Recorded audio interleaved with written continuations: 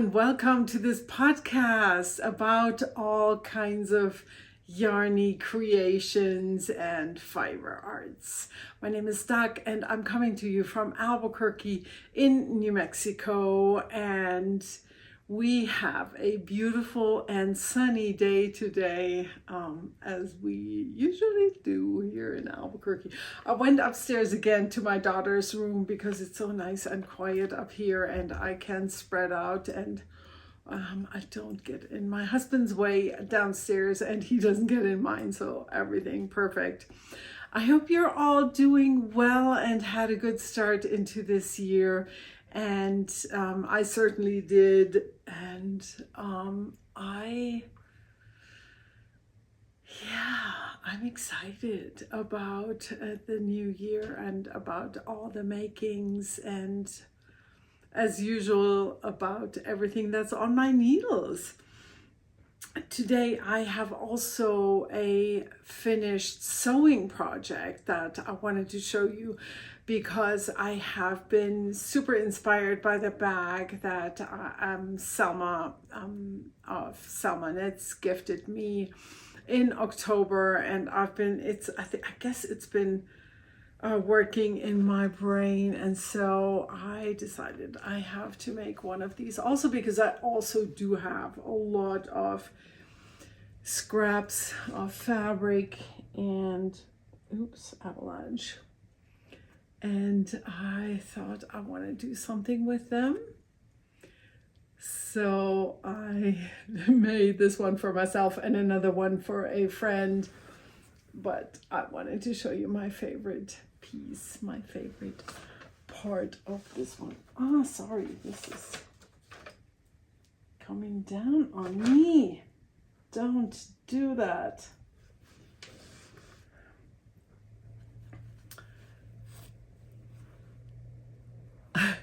This is my favorite part of the whole bag because it's such good memories of my visit with my daughter Fiona last year in Paris.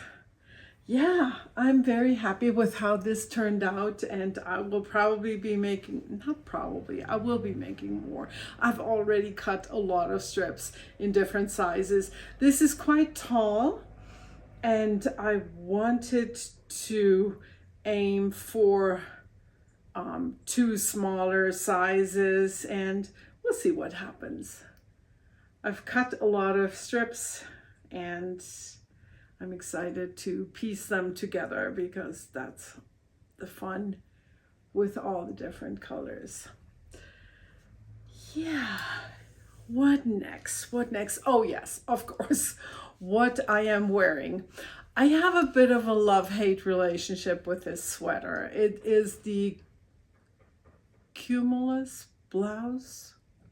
Am I pronouncing that right in English? Cumulus blouse. That's what I always say, usually. Kind of like more Germanish.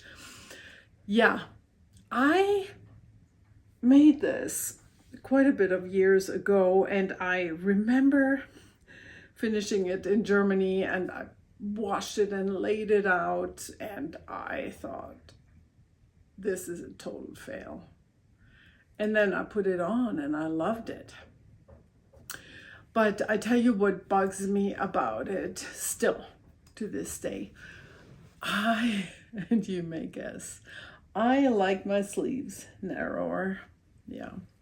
I love the big V-neck. That's awesome. And I love the boxy body. I haven't worn it in a while. That's why it's so crinkly. And the yarn is Kelborn Woolens, and the base is Scout. I hope I'm saying that right. Yeah, and you can find everything on Ravelry on my page where I'm Paper Dag. So that's this. And talking about sweaters, let's start with a sweater project that I've thought about ripping out because it's such an old UFO and I didn't have enough yarn anymore. I took away some yarn, and now But when I pulled it out and showed it in the UFO episode, I loved it. So I thought I'm gonna get back to it and keep going on it. It's already crinkly again because I folded it up in this little basket, and I have only a partial skein for the front, so I need yarn for the ribbing on the sleeves. It's going to be kind of like a short sleeve, half sleeve kind of sweater. I made up the pattern. I'm making up the pattern. And so this is all that I have left, which I know is not going to be enough. It's my yarn in the Sundancer base that it's a merino nylon blend, and it has 465 yards. And I had to dye this up again after not having dyed this in many years. So I knew my dye stock would be different, but I think I got it right. Kind of. It may not be super matchy, but because I'm going to use this for the front, I'm not going to be working with this, except for maybe just the ribbing on the bottom, but then I'm going to go with this. So I don't think if it shows, then it probably won't show too much. Yeah. I'm excited to be back at this, but I was looking for my notes the other day, and yes, I found a sketch of the sweater and the note of I named it Sterntaler, the way this colorway is named after a German fairy tale. And that's all I had, just the sketch. Nothing about the needles, the cast on, the ribbing, anything. I'm not quite sure what I was thinking, or if I used two different notebooks. Not sure. But if you wonder, these are 3mm needles, and I love the fabric that this gives me. Kind of airy, but not too light. I just think it's perfect. Okay. So this is my Sterntaler sweater, and that's one of the UFOs that I've been working on. And then, oops, where did I got stuck on something here.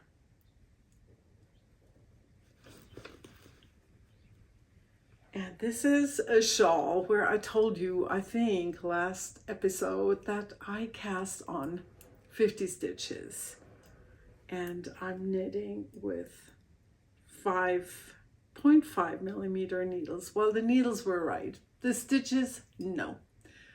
This is 100 stitches. And I am using the yarn Seta Suri Silk by Lana Grossau. And I bought that yarn 2-3 years ago in Germany. And I've talked about this so many times. This is, to me, so boring to make because it's just stockinette. And also, I think because it doesn't slide well on the needles, or it was sliding too well on the other needles. So now I switched, and this is a little bit better. And I'm trying to make to knit like 3 rows per evening. I haven't done it in a while, but I've gotten quite a bit done since I showed this to you last, because I was here with my little Ike stitch marker. which a German podcast viewer gifted me a whole bunch of beautiful handmade glass progress keepers. So pretty. Yeah, so this is this baby. I am on the second to last color. So more than 60% done. That's a good number, right? I'll be getting there slowly but surely. And the next is this other shawl that I'm still so excited about. I am not getting tired of this one because there's a lot happening all the time. And if I get bored, I just pick a new yarn. I'm using fingering to light fingering, hand spun, small amounts.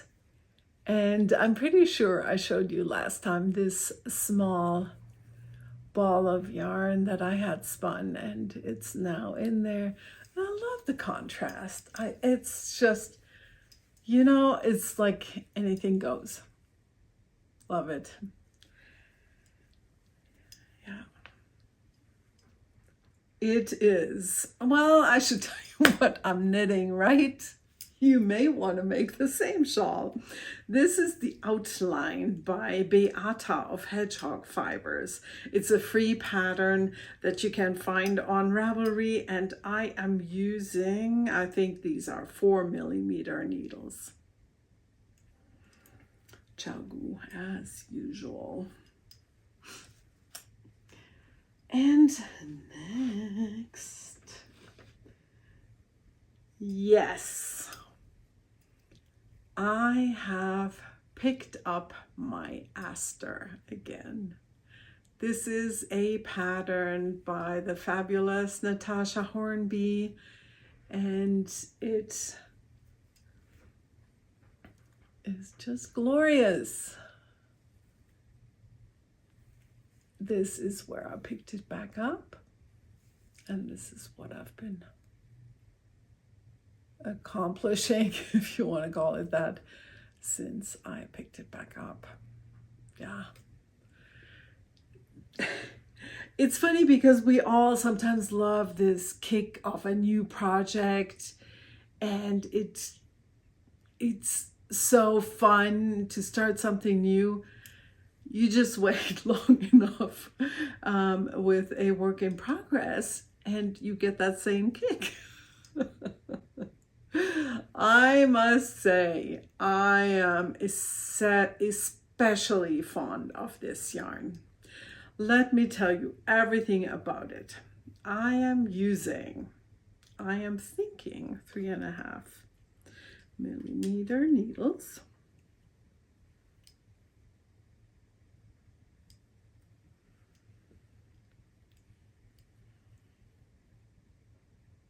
Yep, that's right. But now onto the yarn. So you know why I'm so excited about this main color and my 2 additional colors. This is by a local dyer, Woolly Wonka Fibers, I think she called herself, but she's not dyeing anymore, and unfortunately. And I had purchased that yarn, by the way, in 2007. Now this is brand new. I got this last year. Brand new. What am I saying? I got this in our new yarn store in Albuquerque, Laura's yarn store, and the yarn is Perennial, also by Kelborn Woolens.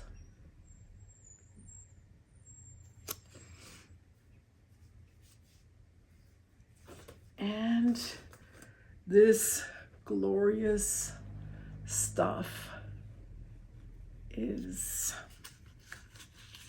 by Juniper Moon Farm, and it's called Harriet Fine. Could I not buy any more yarn, and would I have to make a decision on what to knit with for the rest of my days? This would definitely be a top contender. I just love alpaca, and this is so incredibly soft. I love it. Excuse me for a second. And just so you know, this is the pattern picture. Such a beautiful shawl. I'm very excited about it. I'm very excited about getting it done. Yes. And then, let me rearrange.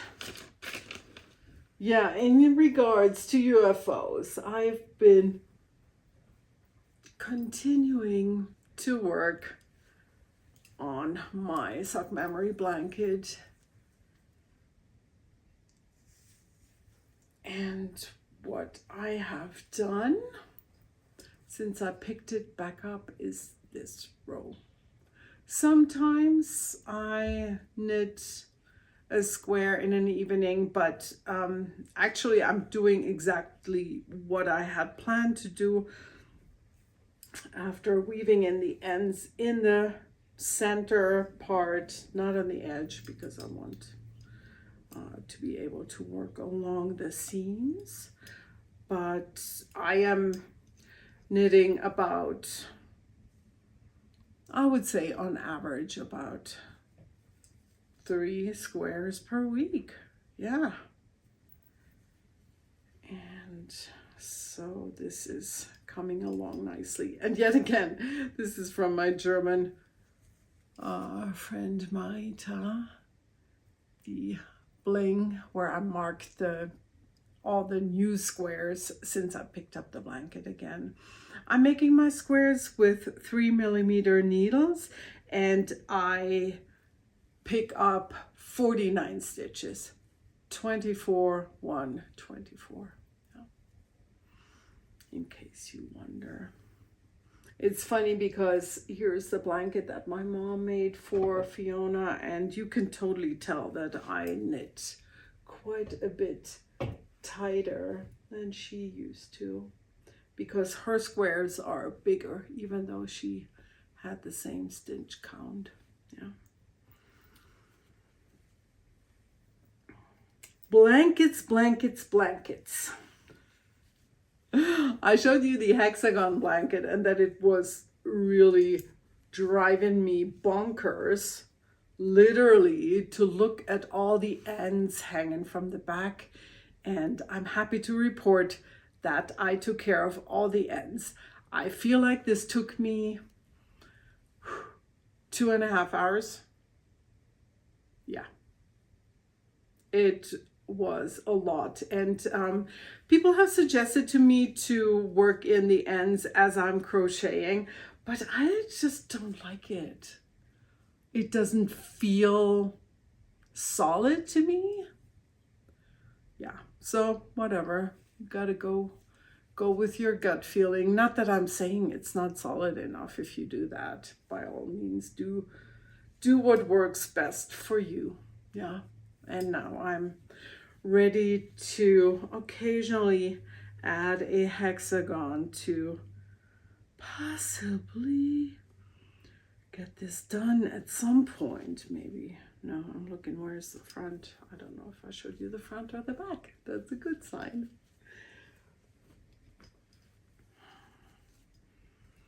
And the other thing I did, I found something. I told you I had forgotten to show you this UFO, the hexagon blanket, last time, but then also there was another blanket that I forgot to show you. Hold on. Oh, this is noisy, maybe? No.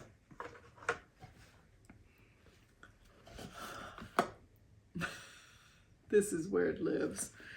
And it's kind of like, you know, when you put stuff into a bin like this and it sits on a shelf and it kind of blends with the surroundings because it's been sitting there for a long time, so you don't see it anymore, even though you put it there so you actually see it and you continue working on it. But no, didn't work.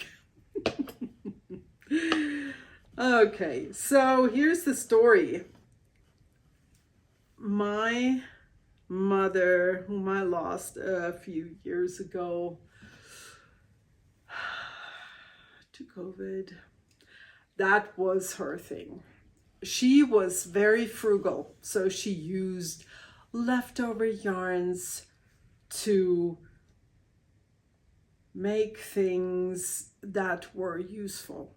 So she made these blankets for us for on the sofa while we watched TV.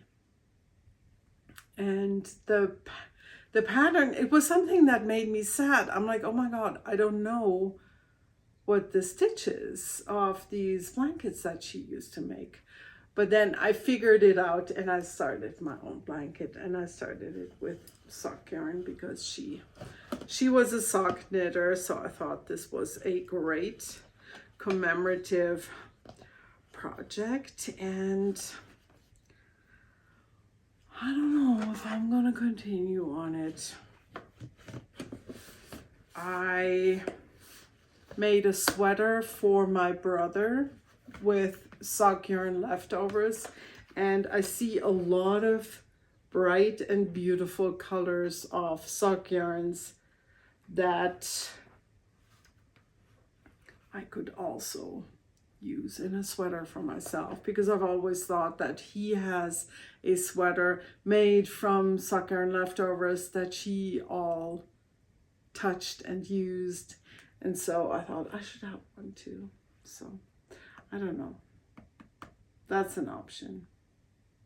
I don't know, maybe I just leave it like this on the shelf, don't know. We shall see. The decision is not made yet. I have a lot of yarn. I have a lot of commercial sock yarn leftovers, like those that I just showed you. But then there is, and I feel like it's not very popular in the US, but in Germany, it's better known. It's a 6-ply sock yarn, commercial, and what would be a DK sock yarn here. I have a bin with DK sock yarn, leftovers, and that's what I actually used for the socks for my family that I made for them for Christmas/New Year's. I talked about that last episode. And then, because all the yarn was sitting there, I thought, what if I make a blanket? Surprise! Yes, because one cannot be a monogamous knitter. So I had to have some fun in between. And that's what I did. This was a little bit of a struggle to get the beginning right. I think I started twice, and then I found a fabulous tutorial. I'm gonna put the name of the person, of the woman on the screen, and I followed her tutorial except for the corners. What she does in her corners is that she has something like a triple crochet, and I wanted the corners like a granny square. So I changed that a little bit from her original way of doing it, but watching her cast on was extremely helpful, because after the initial cast on, you have to put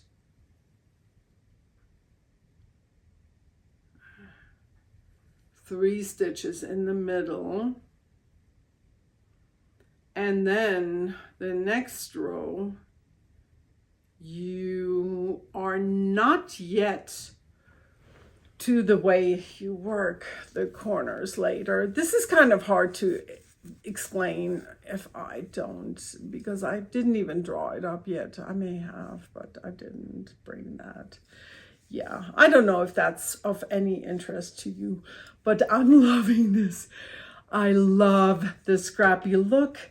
I wanted something rectangular, and I am already on the lookout for more DK sock yarn. I want this to be commercial sock yarn to make it very kind of like a little more robust and definitely machine washable.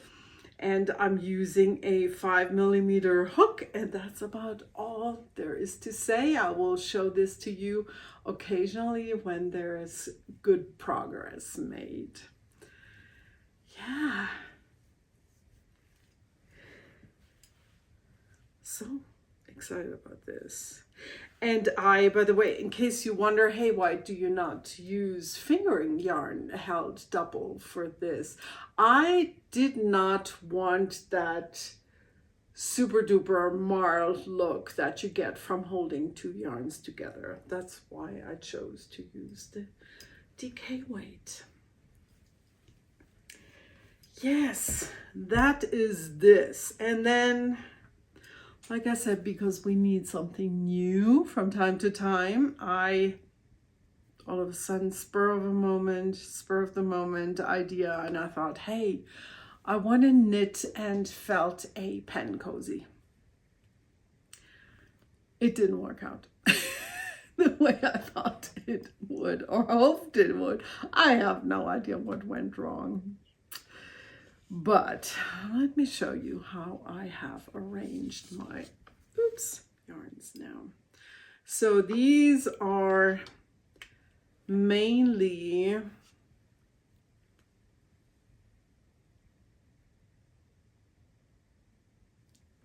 hand spun bits, and because I have them all from the Duke City mitts leftovers, and what I did was I cast on 22 to 24 stitches, and then you just knit until you have created a square. Then you crochet around one end and then the side and the bottom, and you wash it, and it's felted and beautiful, except for it felted not enough, and it's certainly not beautiful. It's interesting, yeah. So this is what I like to do for something like this. I add a novelty yarn, like here it's a glitter, and also a microfiber fuzzy yarn. Experimented with that, but the orange yarn did not felt enough. I think that's what it is. But also then with time, it came back to me that I don't need to create a good fabric with this. I need a very, very loose and very floppy fabric to make it work. So my next one was this. And so let me explain. So this is, okay, I'm going to show you with the crochet hook, just so you can see. So this is my needle. So I work up, fold it over.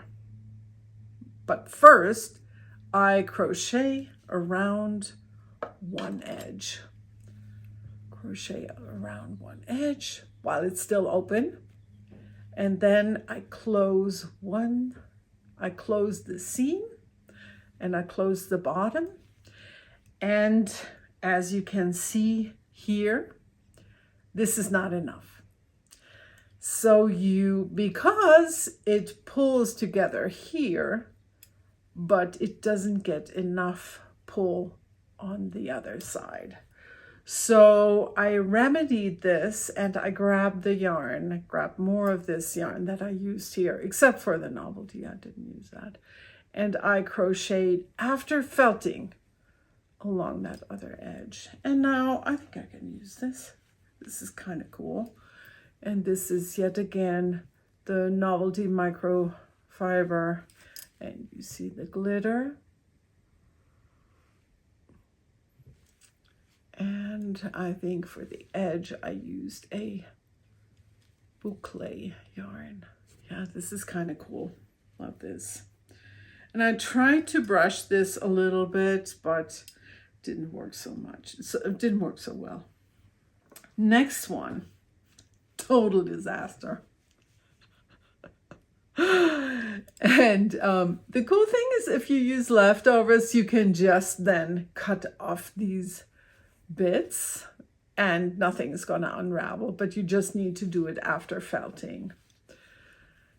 Here, I had not yet learned the lesson to crochet along both edges, but I did want to try the felted fringes.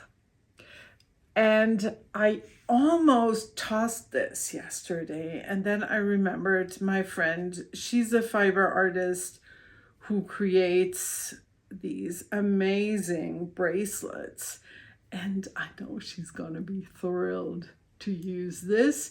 And I'm also saving this one, and I'm thinking maybe she can do something with it and incorporate that into her art, because especially these fringes, how cool are they?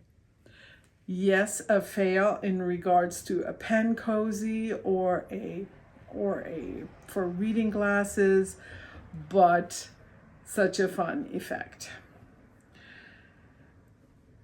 And then last but certainly not least, because this is the result that I liked the most.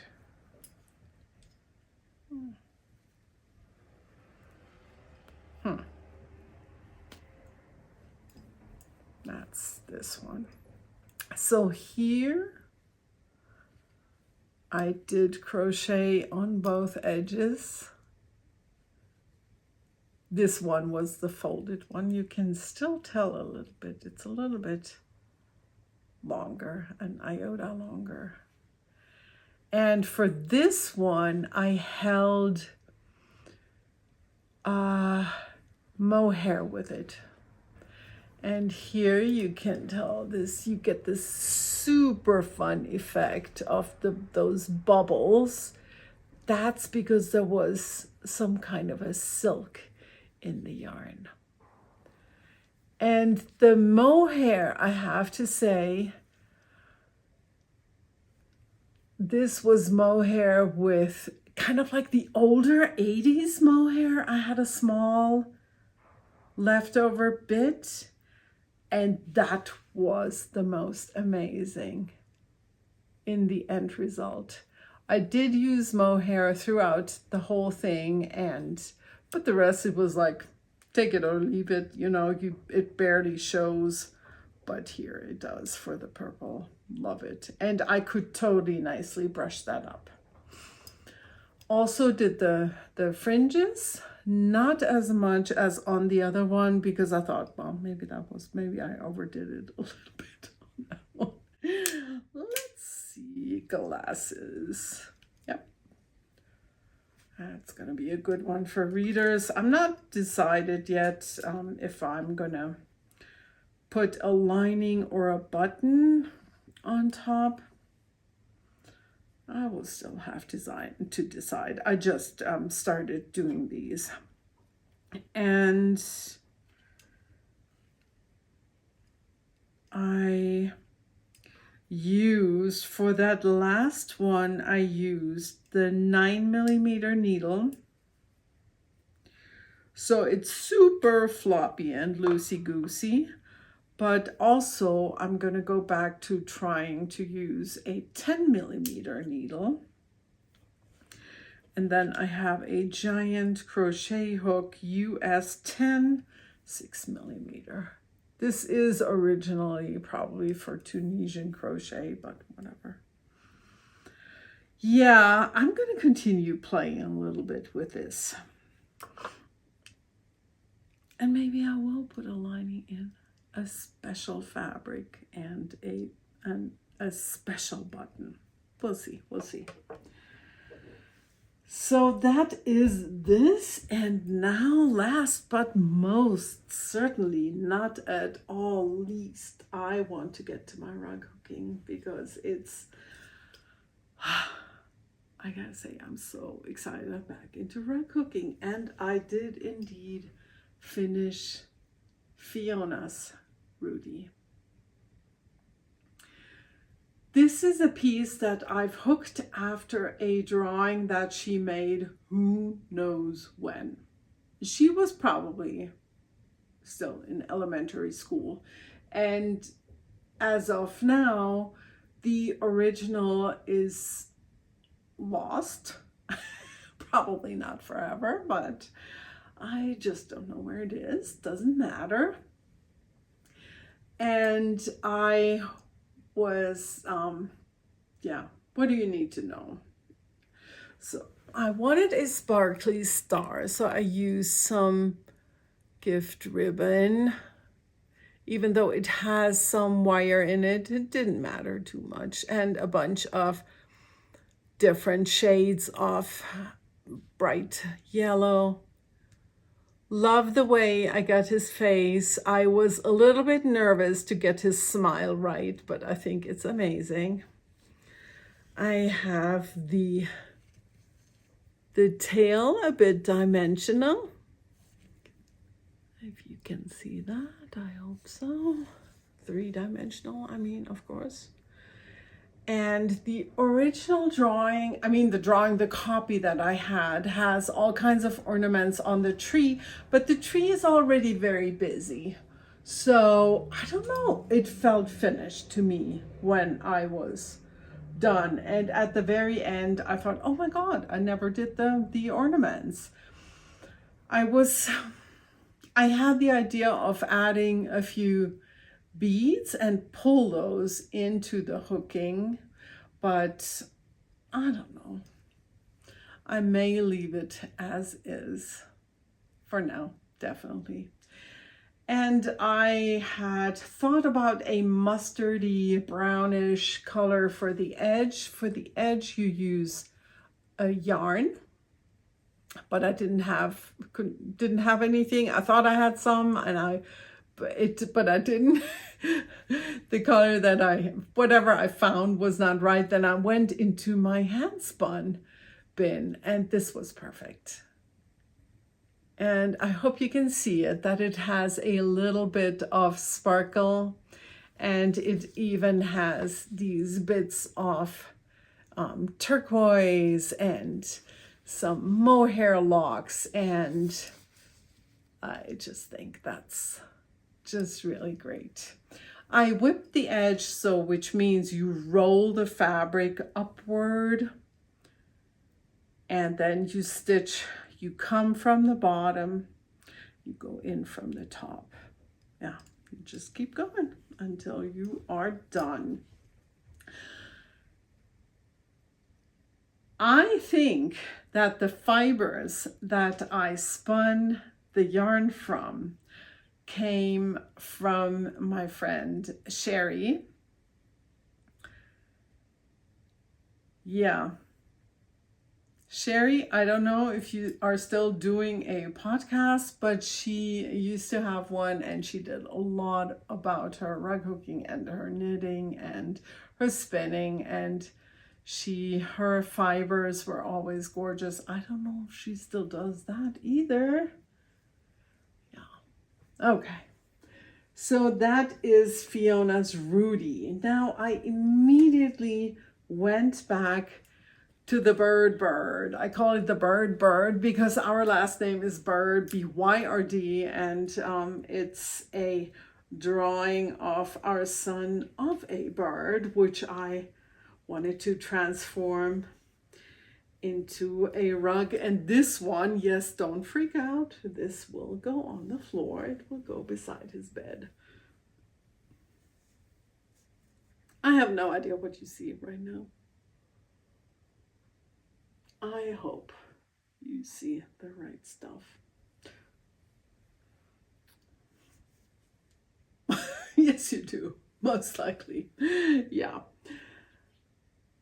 This was a pastel art piece that he did in 7th grade. I believe his art teacher back then brought the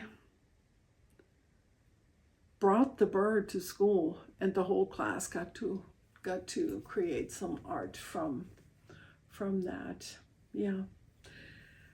So I have since then hooked this triangle and also this,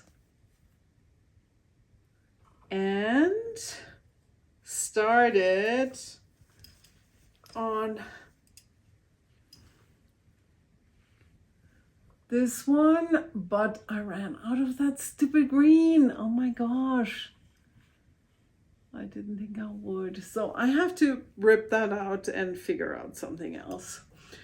But I have to, this is something when you do rug hooking, you have to throw it on the floor and really spread it out to figure out the colors. And I have a lot of colors ready that I was thinking about using for this. It's kind of, because it's so big and it's a little more artistic and not so simplistic, primitive than this one, it's more challenging, definitely. And sometimes I'm overwhelmed by my choices because I do have a lot of wool strips. That's what I'm using. For example, this, if you don't know anything about rug hooking. And yeah, but I just kind of focus on one thing at a time, and then I just keep hooking. I'm excited to be back to it. In fact, I was at a rug hooking guild meeting the other day, and I showed Rudy, and everybody loved it. Everybody loved that I'm back to rug hooking. And I worked on this one, and then we went to see our son, my husband and I, that same day, and he was so, I said, I don't know if you really want this by your bed, but you could use it on the floor. And he lives in this old house that has wood floors, which is, of course, awesome for rugs. And he was so happy. He said, of course I do, of course I do. And yeah, made me very happy, because I wasn't so sure if that is something that he'd be interested in. I know I am, of course. Yeah, reminds me of the days when the kids were little. Yeah. So that is rug hooking, and I did bring you the original of his bird. It was not quite that bright red, the edge. And here you see what he wrote on the edge, the fastest of all. But I'm not going to do that. I'm not going to stick that much to the original. Yeah. And I also brought you a book that inspired me to transform the kids' artwork, which is this one. I love this book with all my heart. It's by Susie Stevenson, and yeah, this is where I got my inspiration. This is what she did in that book. And if you're a rug cooker, I would recommend highly, and you're intrigued by this idea of transforming some art that your kids have done, I would recommend to do this. Use this book to get this book. And that is it for today. I hope I'm not forgetting anything. And if you are working on a UFO that you want to finish, and if you're on Instagram, remember the hashtag is UFOmania 2024. And this make-along for all the fiber arts still goes until the end of April. And you can, like I said, all the fiber arts are welcome. It's just that you should have a before and after picture, and if you can put it in one post, that would be super helpful. And that's all from me for today. I hope you're all well, and I will see you again in a bit. Happy making. Bye.